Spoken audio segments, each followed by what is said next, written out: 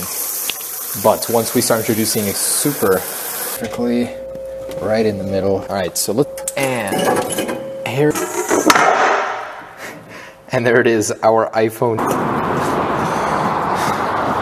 All right, 2, 1. Oh man.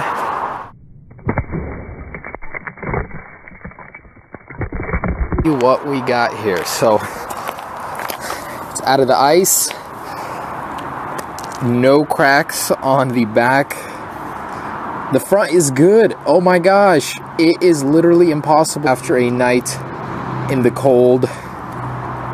Oh my goodness. That is quite the impact and quite the thing to survive. So I literally am out of ideas, guys. If you have any ideas, how can I break one? I've made so many videos and not broken a single iPhone 10. Let me know what'll be the nail.